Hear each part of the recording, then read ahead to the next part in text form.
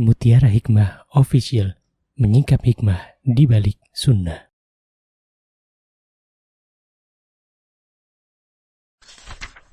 Salurkan donasi terbaik Anda untuk mendukung dakwah Mutiara Hikmah Official.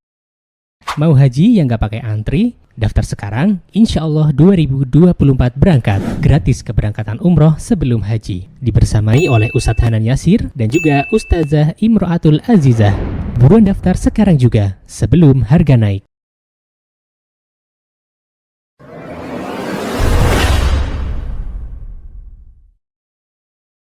Baik, hari ini nasta'inu billah, kita memohon pertolongan kepada Allah Subhanahu wa taala. Kita akan melanjutkan kajian dalam membahas kitab Al-Wabilus Shaib. Karya siapa? Ayo, murajaah. Ibu-ibu ini kalau saya tanya kapan terakhir membuka catatan yang ada di depan ibu-ibu, kapan terakhir buka? Senin kapan? Senin kemarin. Masya Allah. Ada yang buka catatannya sebulan yang lalu ketika jumpa dengan saya? Ada. Terakhir ya Ustazah, ketika dulu 1 bulan yang lalu saya bawa nih catatan, sekarang dibuka lagi gitu ya. Kalau bisa ibu-ibu, yang namanya catatan kajian itu kayak kita dulu sekolah, ya dikasih judul, jangan dicampur-campur. Kita ngaji adab, tulis ini buku adab. Kita ngaji fikih, tulis ini kajian tentang fikih. Kita ngaji akidah, tulis ini catatan akidah. Kadang emak-emak itu saya pernah lihat ada jamaah dengan simpelnya membawa 1 buku untuk macam-macam kajian. Loh, kenapa banyak yang tertawa? Termasuk juga di sini. Subhanallah. Giliran mau buka ayat, mau buka hadis, mau buka kaidah, bingung. Yang mana kajiannya Ustadz siapa gitu ya. Ini pembahasannya bab apa, ya kitab apa, akidahkah, fikihkah, adabkah. Nah, padahal emak-emak itu Masya Allah, kalau ya giliran menyiapkan buku sekolah anak-anak rapinya luar biasa. Giliran menyiapkan catatan untuk dirinya entah kemana. Ya. Jadi yuk bismillah. Diniatkan ya ibu-ibu, diniatkan mengagungkan ilmu. Jadi yang namanya catatan tuh minimal kita paham ditaruh di mana tuh. Ya ayat itu tuh kita taruh di mana. Yang kedua, minimal apa yang ibu-ibu tulis ketika dibuka kembali tahu isinya. Jangan malah bingung nulis sendiri, dibuka ini apa maksudnya. Padahal yang nulis ibu-ibu, ada nggak yang begitu? Ada, Masya Allah ya. Jadi kalau misalnya ustadz atau ustadzanya terlalu cepat dalam memberikan materi, ibu harus punya 2 buku. Dulu kami orang Indonesia nih, kalau pas belajar, ketika syekhnya itu orang Yaman tuh menjelaskannya cepat, kita punya buku, namanya buku apa ya? Urak-urakan apa ya? Buku cepet banget lah ya. Bukunya tuh kita nulisnya secepat. Nah, dulu zaman dulu belum ada HP secanggih ini 2004. Ya, 2004 tuh masih ingat saya HP-nya tuh kotak gitu ya. Dan itu hanya bisa untuk SMS ya. Kalaupun bisa merekam juga memorinya kecil ya. Jadi mau nggak mau kita nyatetnya tuh pakai cepet. Nanti kalau sampai rumah kita salin lagi, kita rapikan lagi sampai sebegitunya. Orang-orang bertolabul ilmi pengen merapikan catatannya. Dan buku-buku catatan yang pernah saya catat di sana dibawa ke Indonesia, dibuka kembali. Oh ternyata dulu saya belajar ini. Itu nanti jadi kenangan ya. Dan mohon ya teman-teman, ketika kita menulis buku, ya menulis catatan di buku masing-masing, maka diniatkan untuk mengamalkan ilmu itu sendiri.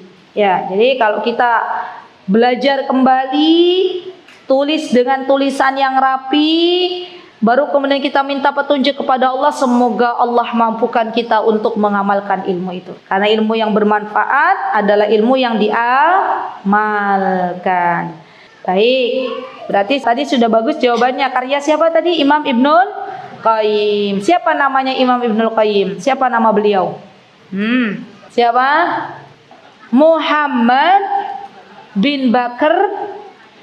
Masya Allah. Jadi namanya Muhammad. Ya, alhamdulillah. Dibuka lagi nanti ya evaluasi. Baik, hari ini kita akan belajar tentang bab dari kitab beliau, yaitu bab tentang istiqomah. Ada yang pernah dengar apa itu istiqomah? Ibu-ibu, apa sih pengertian istiqomah itu? Yo, ada yang bisa menerangkan apa itu istiqomah? Saya bawa hadiah. Yo, Masya Allah, monggo silakan. Dengan siapa ini? Saya pengen tahu definisi istiqomah menurut antum. Nama saya Isma. Masya Allah, barakallahu fiik. Ya, jawabannya apa Mbak? Mbak atau Ibu ini? Semoga Allah subhanahu wa ta'ala, zat yang maha kaya, memberikan keturunan yang saleh untuk jenengan. Amin. Allahumma amin. Tidak ada yang tidak mungkin bagi Allah. Ya, perbanyak doa, Rabbi habli minas salihin. Baik, monggo silakan. Istiqomah menurut saya terus menerus dalam kebaikan. Melazimkan ya, terus menerus dalam kebaikan. Masya Allah, barakallahu fiik. Ada lagi tambahan? Atau ada tambahan meniti jalan yang lurus? Iya juga. Oh iya, baik. Monggo. Silakan hadiahnya boleh diambil. Ini bukan dari saya tapi dari Allah. Ya iya, jazakillah khair. Baik.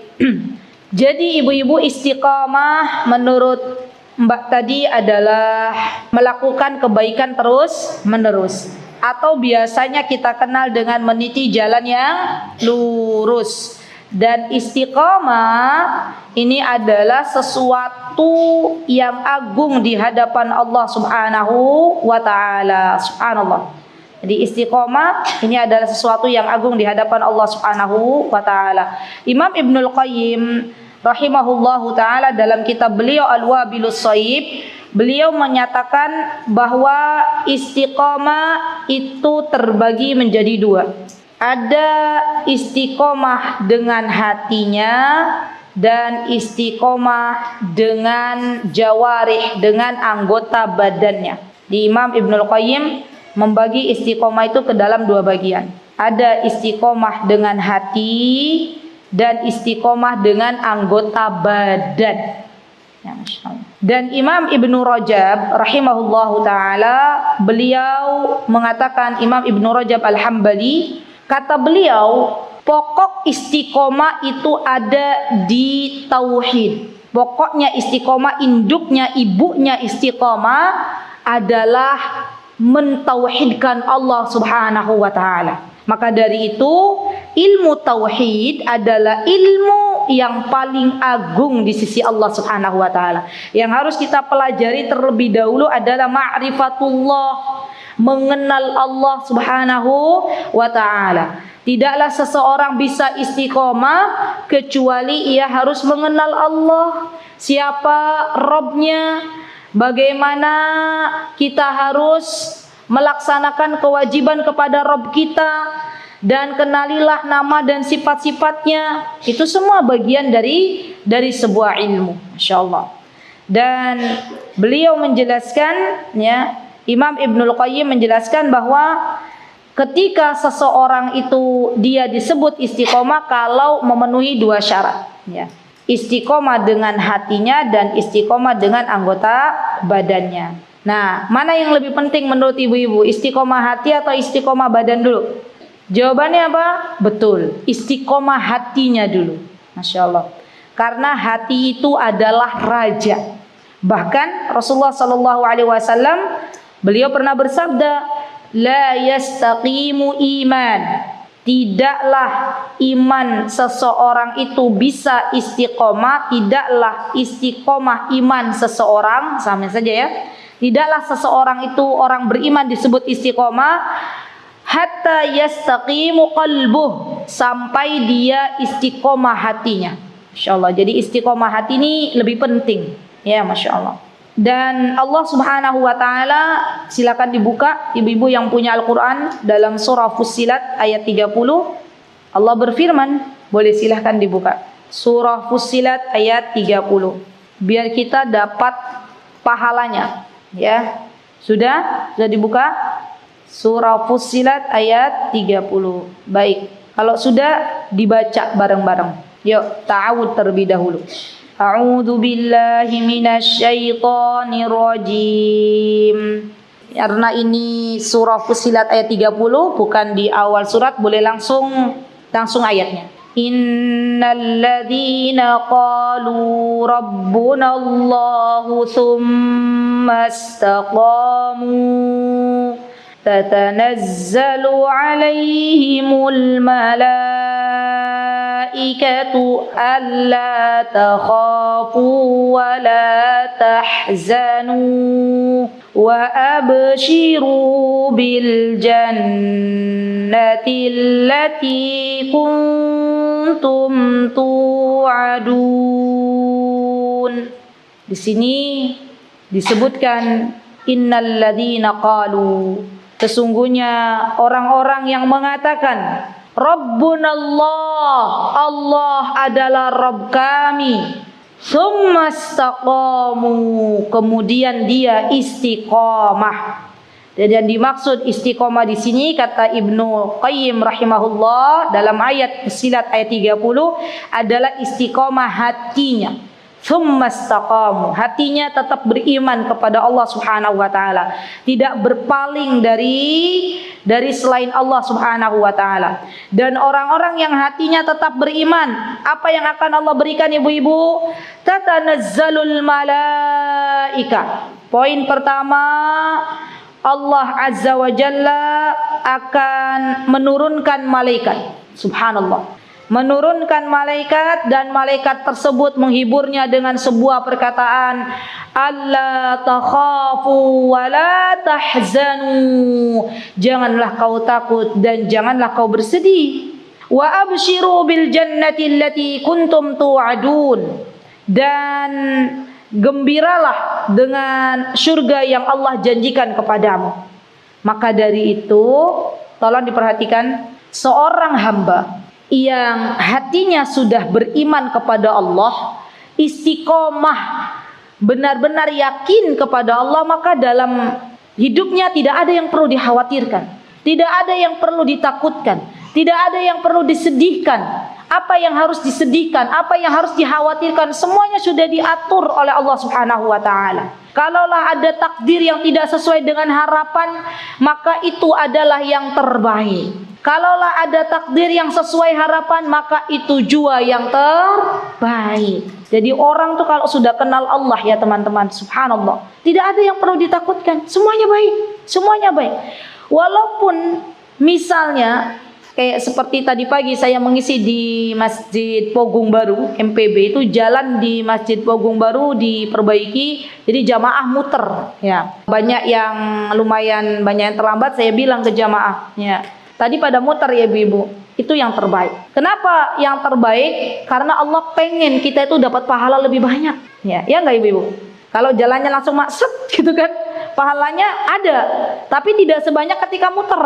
Nah, walaupun mungkin ada orang yang ada pengajian kok jalannya didandanin gitu ya, ngresulo bahasa Jawa nih. Tapi tetap kalau kita sabar, maka kita dapat pahala yang lebih banyak. Jadi tidak ada yang perlu ditakuti.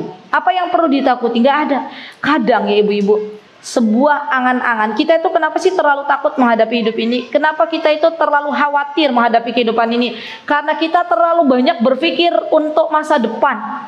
Karena kita terlalu tinggi angan-angan kita, padahal belum tentu esok kita masih hidup. Subhanallah.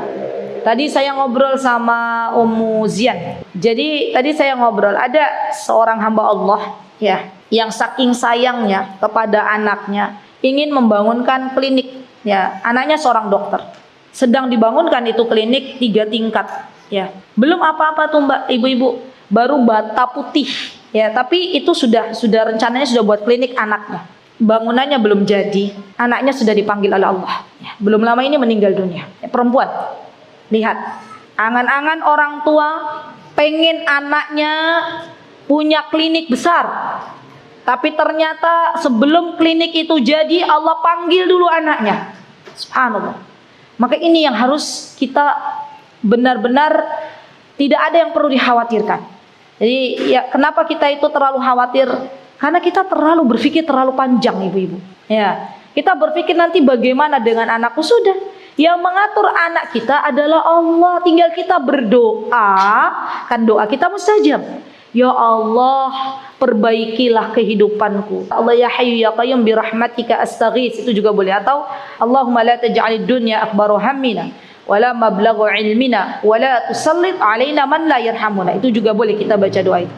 Allahumma aslih dunyaya allati fiha ma'ashi wa aslih li fiha akhirati allati fiha ma'adi waj'alil hayata ziyadatan li bi kulli khair waj'alil hayata ziyadatan lana atau li min kulli syarr. Itu juga bagus. Allahumma aslih lana dunyaya allati, udah hafal belum? Belum. Dihafalin ya. Tulis boleh. Allahumma, ini yang membuat kita itu minta kebaikan kepada Allah. Allahumma aslih lana dunyaya allati fiha ma'ashina. Allahumma aslih lana dunyaya allati fiha ma'ashina wa aslih dinana allati fiha ma'adina. Allahumma aslih dinana alladhi huwa ismatu amrina wa aslih dunyaya allati fiha ma'ashina wa aslih akhirata allati fiha ma'adina waj'alil hayata ziyadatan li fi kulli khair waj'alil mauta rahatan li min kulli syarr. Ada 5 yang kita minta. Yang pertama, Allahumma, pelan-pelan, aslih, perbaiki. Allahumma aslih li, ya Allah perbaikilah untukku. Allahumma aslih li, sudah. Dinana alladhi, Allahumma aslih li dinana alladhi fi huwa ismatu amrina. Allahumma aslih, mau pakai li apa lana? Kalau li untukku, kalau lana untuk kami. Li atau lana? Lana. Oke. Allahumma aslih lana dinana alladhi huwa ismatu amrina. Huwa ismatu amrina. Allahumma aslih lana dinana alladhi huwa ismatu amrina. Ya Allah, perbaikilah bagi kami agama kami, yang mana agama kami itu adalah benteng untuk segala urusan kami. Allahumma aslih lana dinana alladhi huwa ismatu amrina. Itu yang pertama. Yang kedua, Allah wa aslih lana dunyaya allati fiha ma'ashina wa aslih lana dunyaya allati fiha ma'ashina wa aslih lana dunyaya allati fiha ma'ashina, dan perbaikilah dunia kami yang kami tinggal di dalamnya. Wa aslih lana dunyaya allati fiha ma'ashina. Yang ketiga, wa aslih lana akhiratil lati fiha ma'adina. Wa aslih lana akhiratal lati fiha ma'adina. Itu yang ketiga. Ya Allah, perbaikilah akhirat kami yang menjadi ma'adina, tempat kembali kami. Wa aslih lana akhiratal lati fiha ma'adina. Yang keempat, waj'alil hayata ziyadatan lana fi kulli khair. Waj'alil hayata, jadikanlah kehidupan ini ziyadah. Apa itu arti ziyadah, Ibu?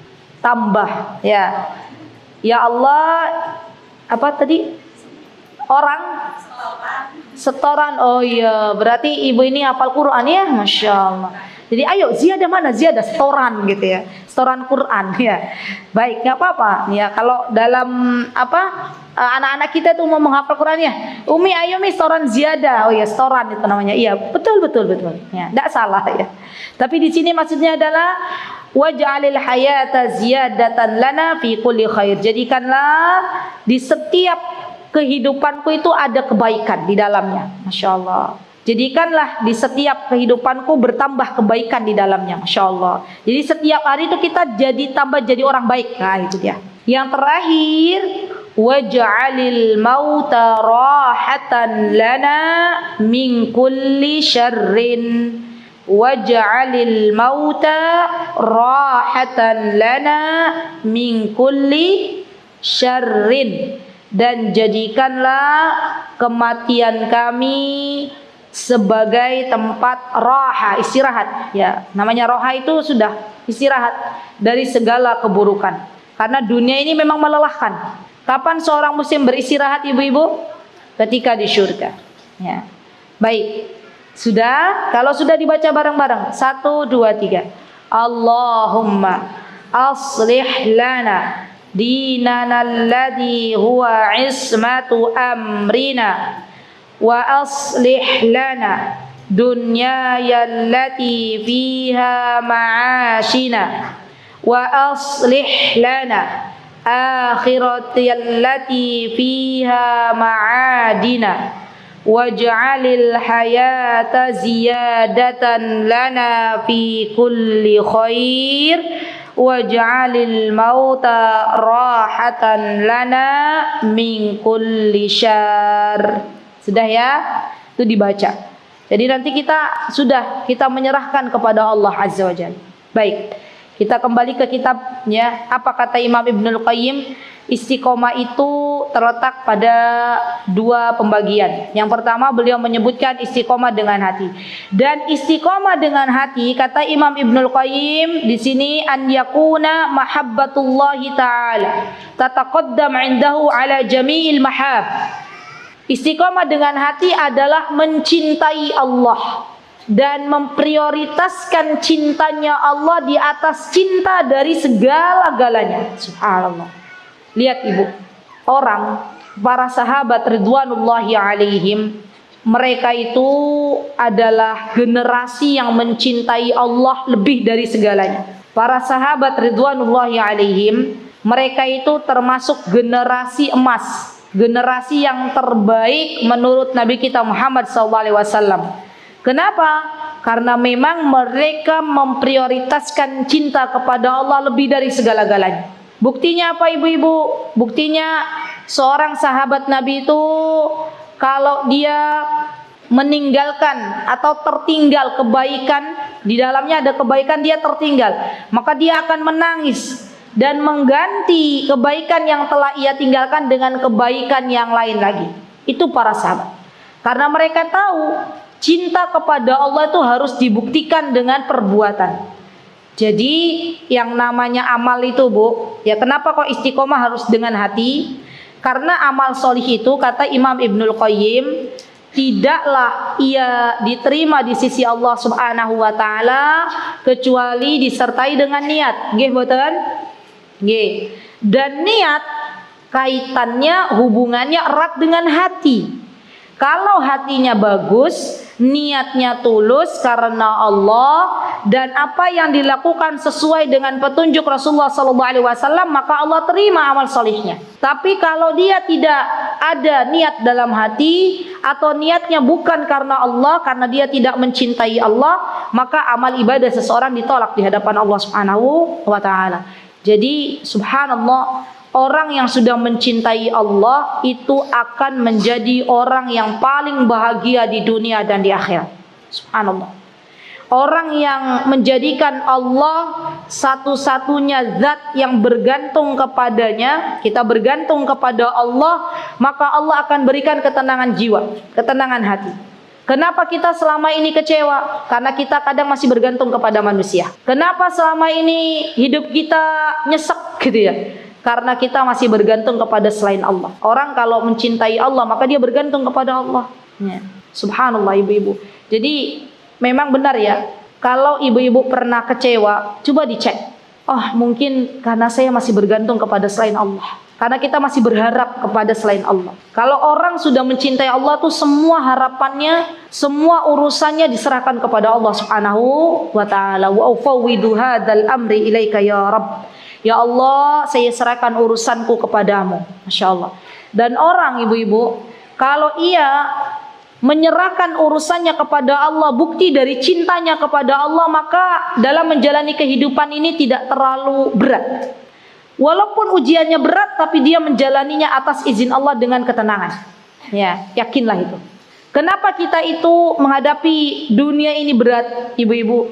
Karena kita terkadang menyandarkan apa yang harusnya disandarkan kepada Allah dengan menyandarkannya kepada manusia.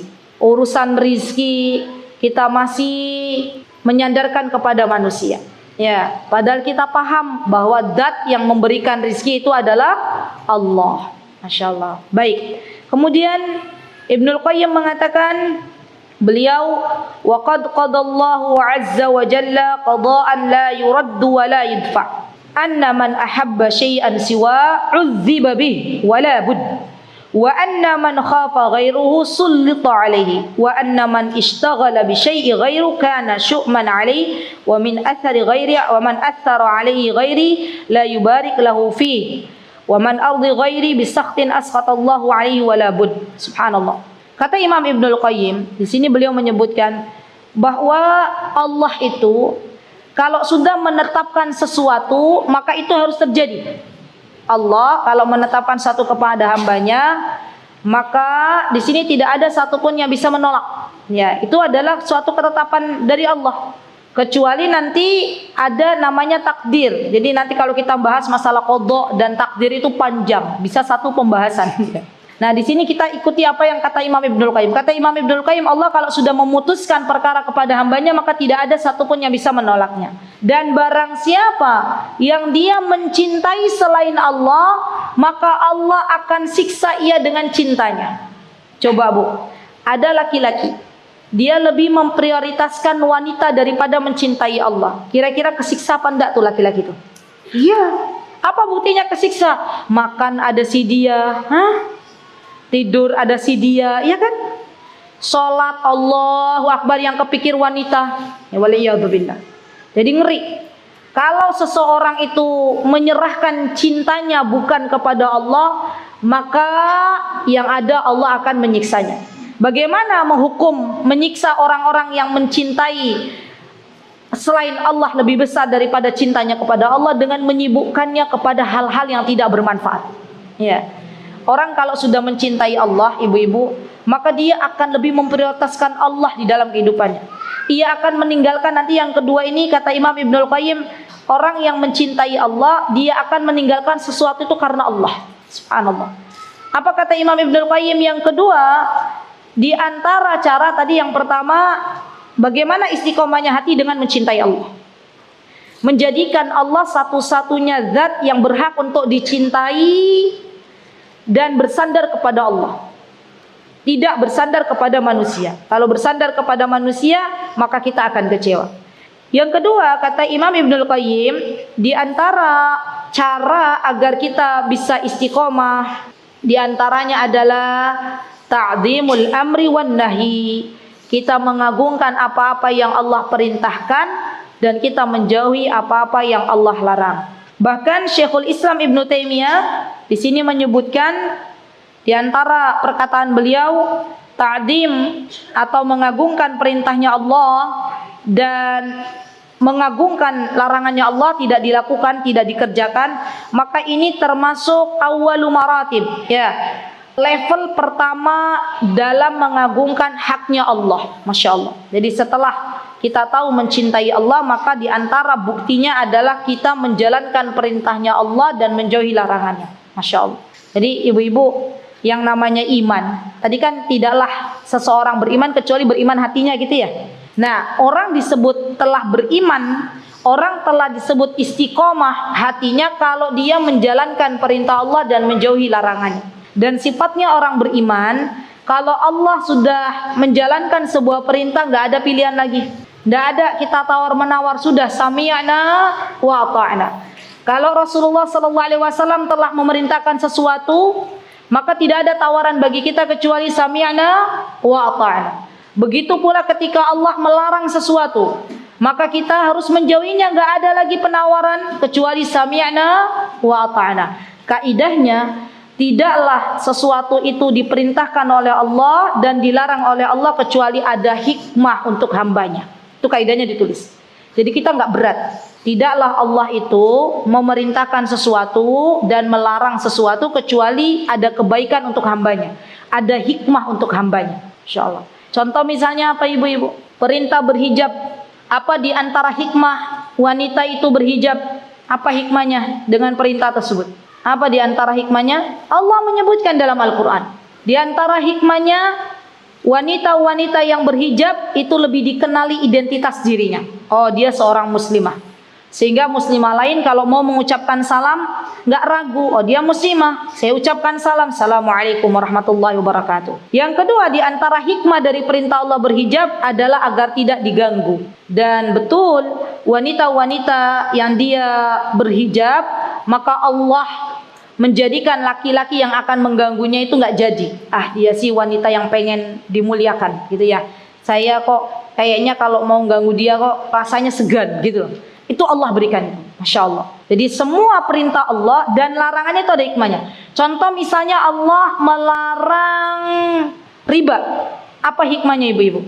Apa hikmahnya Allah melarang riba? Agar tidak mendolimi satu sama lain. Karena riba itu diantaranya apa? Diantaranya adalah di dalamnya ada satu sama lain sesama hamba Allah saling mendolimi dan Allah tidak suka dengan kedoliman. Ya. Jadi sekarang kalau Allah memerintahkan sesuatu, Rasulullah memerintahkan sesuatu, nggak ada pilihan lagi ibu-ibu kecuali kita mengatakan sami'na wa ata'na. Masya Allah. Baik. Kemudian Ibnul Qayyim mengatakan fa innar rajul qad yata'ata fi'lal amr li nadril halqi wa talabatul manzila wal jahu 'indahum wa yattaqil manahi khasyatu suqutihi min a'yunihim wa khasyatul 'uqubatid dunyawiyyah min al hudud allati rutbiha asy-syari' 'ala al manahi fa hadha laysa fi'la wa tarkahu sadiran an ta'dimil amri wan nahi wala an ta'dimil amri wan nahi. Gini kata Ibnu Qayyim, seseorang itu kalau sudah mengagungkan seseorang, biasanya dia benar-benar takut. Contoh, ada seorang karyawan, dia punya bos, punya tuan, punya bos. Maka biasanya nurut apa nurut ibu-ibu? Nurut enggak? Karyawan itu biasanya rata-rata nurut enggak ke tuannya, ke bosnya? Nurut. Kenapa nurut? Takut dipecat. Iya kan? Apapun yang diperintahkan oleh tuannya pasti nurut. Tolong belikan ini, ya dia nurut. Tolong apalagi misalnya, bawakan ini, dia nurut. Dia takut kalau melakukan sesuatu yang bertentangan dengan perkataan bosnya, dia akan dipecat. Itu untuk urusan dunia. Kadang seseorang gak sadar bahwa ternyata ketika kita menjalankan perintah Allah, ada pahala yang menanti kita. Ketika kita menjauhi larangan Allah, ada kebaikan di dalamnya. Itu kita nggak sadar. Arti dari takwa itu sendiri kan menjalankan perintah Allah dengan ilmu, dengan mengharapkan pahala dari Allah, dan menjauhi larangan Allah dengan ilmu dan takut terhadap adab atau iqab yang Allah sediakan. Jadi setiap larangan itu pasti ada dosanya ketika kita melakukannya. Dan di antara dosa yang terberat, bukan teringan, terberat adalah ketika seseorang terhalangi dari berbuat amal saleh. Imam Ibnul Qayyim mengatakan seseorang itu kalau sering melakukan dosa, teman-teman, maka lambat laun Allah menghalangi dia dari melakukan amal saleh. Kenapa kita itu berat puasa Senin Kamis? Kenapa kita itu berat sholat duha? Kenapa kita itu berat untuk sholat malam? Tidaklah yang membuat berat untuk kita melakukan amal soleh karena kita terbiasa menerjang larangan-larangan Allah. Subhanallah. Dan ini pasti efek ini akan ada. Jadi kalau kita kayaknya kok berat banget ngaji Al-Quran, itu tanya, ya Allah, ada dosa yang belum saya taubati, ya Allah, ada maksiat yang saya lakukan. Dan kebanyakan maksiat itu adalah sesuatu yang kita tidak menyadarinya. Apa ibu-ibu? Contohnya apa ibu-ibu? Contohnya adalah Allah memerintahkan kita untuk menundukkan pandangan, tapi kita terkadang melalaikan perintah ini dan membiarkan pandangan kita liar. Itu hati-hati. Jadi kalau ibu-ibu keluar rumah, pastikan pandangan kita tidak liar, tidak tengok kanan, tidak tengok kiri. Karena kata Imam Ibnul Qayyim, beliau berkata di dalam kitab beliau Miftah Darus Sa'adah, sebuah dosa, sebuah maksiat itu berawal dari pandangan. Orang yang dia tidak memandang sesuatu yang haram, maka Allah akan jaga hatinya, Allah akan jaga jiwanya, dan ia dimudahkan oleh Allah untuk melakukan berbagai macam amal saleh. Tapi sebaliknya, kalau dia tidak bisa menjaga pandangannya, maka pandangan yang ia pandang di luar sana akan jatuh ke dalam pikirannya, dan setelah sampai ke dalam pikirannya, ia pun akan menerjang larangan-larangan Allah. Subhanallah. Baik. Kemudian di sini Imam Ibnul Qayyim mengatakan, wa katsirun minal ulama'i yaqul la salata lahu wa huwa badirul qalb farighun min hadhihi al musibah ghairu murta'in lah fahadha min adami ta'zimi amrillahi ta'ala fi qalbihi wa kadzalika idza fatahu awwalul waqti alladhi huwa ridwanullahi ta'ala aw fatahu as-saffil awwal alladhi yusalli wa malaika ala mayaminihi walau ya'lamul 'abd fadilatu lajalada 'alayhi walakinnaha qur'ah wa kadzalika futal jam'. Ini untuk kaum para laki-laki. Kemudian di sini, wa kadzalika futul khusyu'u fis salat. Subhanallah, ibu-ibu lihat. Orang yang tidak istiqomah hatinya, maka biasanya Allah hukum dengan salat yang enggak khusyuk. Ada enggak di antara kita pas salat Allahu Akbar yang keinget dunia? Ada? Ada enggak?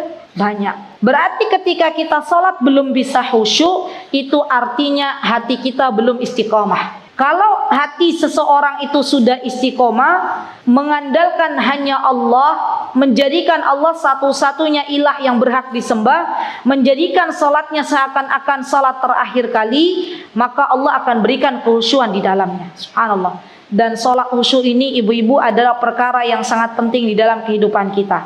Jangan sampai kita salat hanya anggota badan kita, tapi hatinya nggak ada di situ.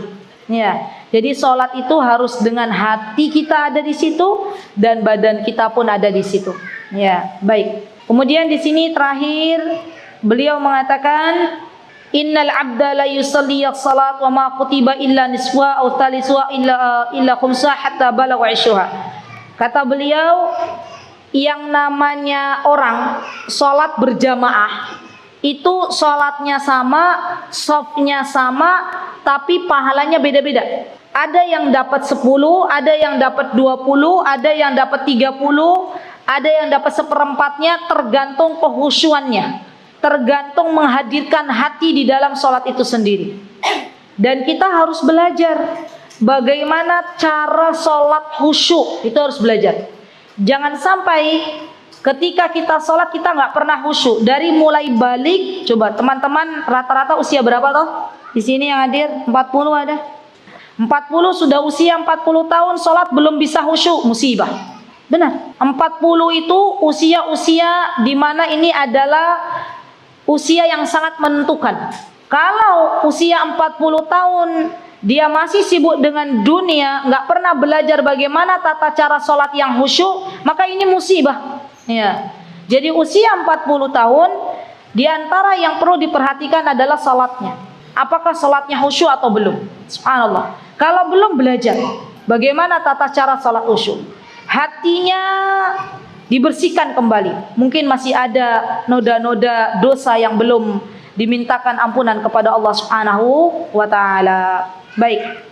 Jadi, wah ini Masya Allah, karena ini perkataannya ghalid, perkataannya kuat. Kalau perkataan para imam yang dia menulis kitab pendahulu-pendahulu itu, mereka biasanya Masya Allah kata-katanya berat ya. Maka tadi saya coba untuk merangkum ya, semoga dengan apa yang disampaikan bisa dipahami, bisa disederhanakan kata-katanya, dan kita menjadi orang-orang yang istiqomah. Ya, jadi tadi Imam Ibnul Qayyim di sini menyebutkan bahwa istiqomah yang pertama adalah dengan hati. Bagaimana caranya? Menyandarkan semuanya kepada Allah, mengagungkan perintah dan larangannya Allah. Janganlah kita mencoba untuk meremehkan sebuah dosa.